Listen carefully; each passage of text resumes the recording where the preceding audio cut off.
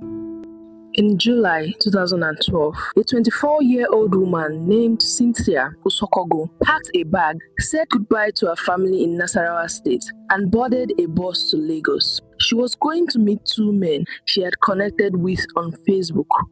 She believed they were going to help her buy goods for her clothing business. She checked into Cosmila Hotel in Festac Town, Lagos.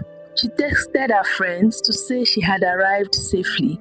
3 days later, her body was found in that hotel room. She had been drugged, strangled, and left there. The men she went to meet were not businessmen.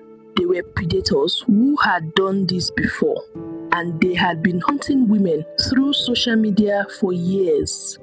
This is the story of Cynthia Osokogu, a young woman whose death exposed a new kind of danger, one that was hiding in plain sight on everyone's phone. Before we get to what happened inside that hotel room, you need to understand who Cynthia was, because this story only makes sense when you see her clearly. She was a postgraduate student at Nasarawa State University, working towards a master's degree. Her father, Frank Osokogu, was a retired army general. She grew up in a home built on discipline, education, and ambition. She was just 24. She had plans, a future she was actively building with her own hands. On the side, she ran a small clothing business, buying goods in bulk, reselling them for profit.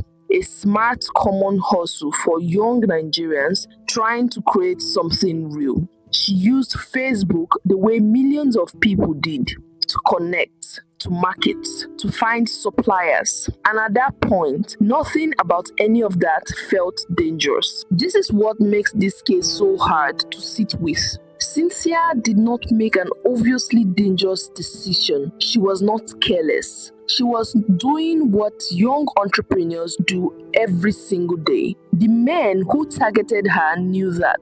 They built an entire plan around it.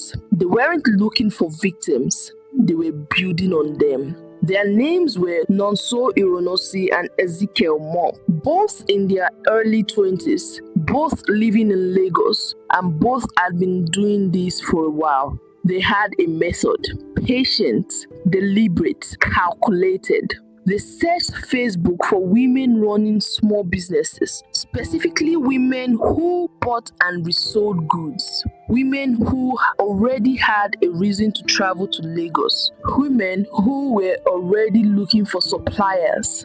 Then they made contact.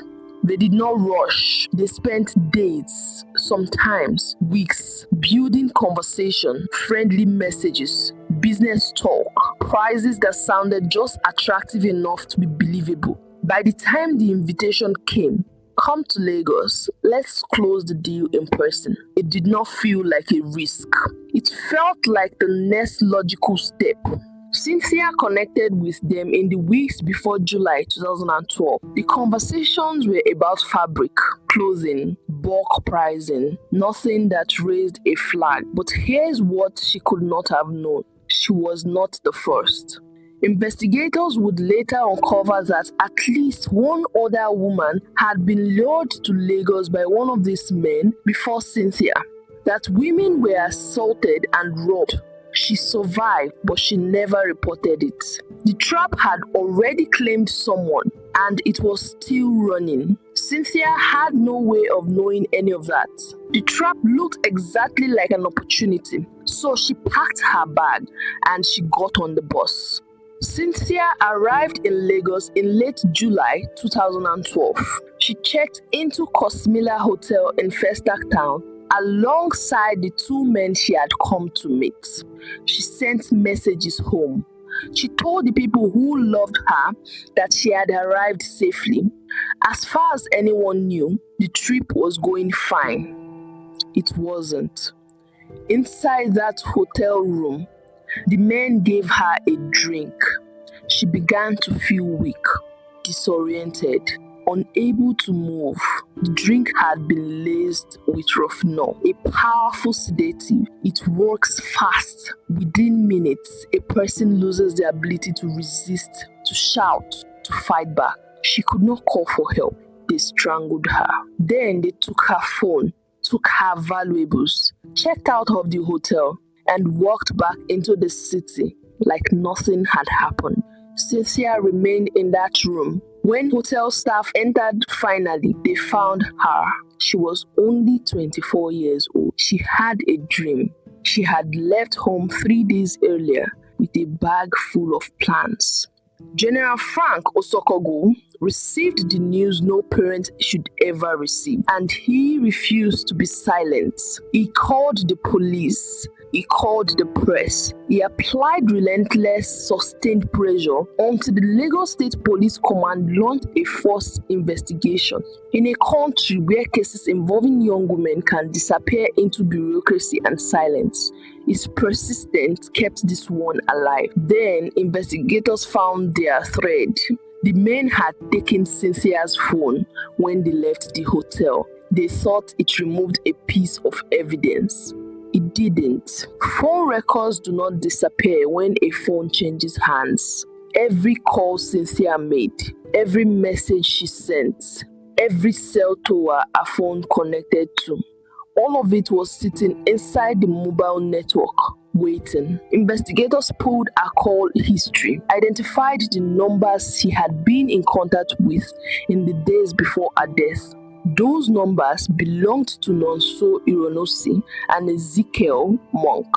They tracked those numbers, located both men in Lagos, and arrested them within days. But what investigators found next made everything worse. When police examined their phones and Facebook accounts, the full picture came into focus. Records of conversation with multiple women, the same language, the same approach, the same invitation to Lagos.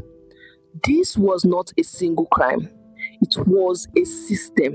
The very platform they used to hunt and the phone they stole from Cynthia had built a trail that led directly back to them. The trial was held in Lagos, and it drew the attention of an entire nation. For many Nigerians, this was the moment the danger hiding inside social media stopped being a theory. It was a courtroom. It was evidence. It was two men sitting before a judge. The prosecution walked the court through everything: the Facebook messages, the travel, the hotel check-in, the sedative, the strangulation, each piece connected to the next. Both men were convicted of murder.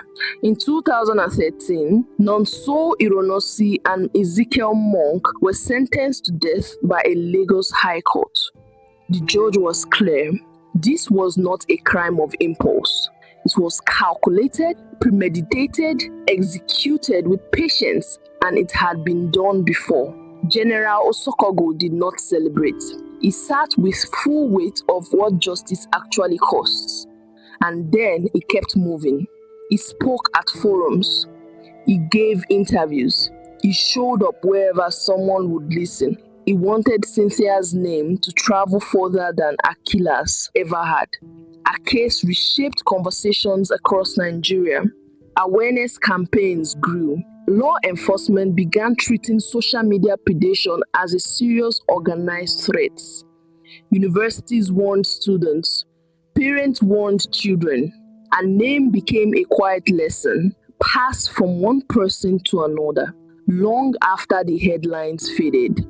And here is the detail that never leaves you.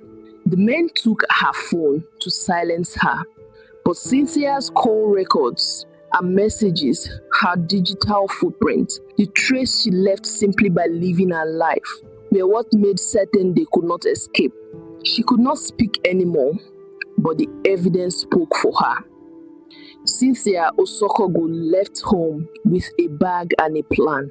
She trusted two strangers because they had spent weeks making trust feel reasonable. She wasn't weak, but that is what it looks like when a carefully built trap closes around someone who never saw it coming. Her father made sure her name outlasted the crime. And somewhere out there is a woman who is alive today, who never met Cynthia, who may never know her name, but who made a different decision because this story reached her first. This is what Cynthia's life still does. She was only 24. She had plans. She had a dream. She packed a bag and got on a bus because she was trying to build something. She deserved to come home. If this video reached you, share it. Not to spread fear, to spread the story.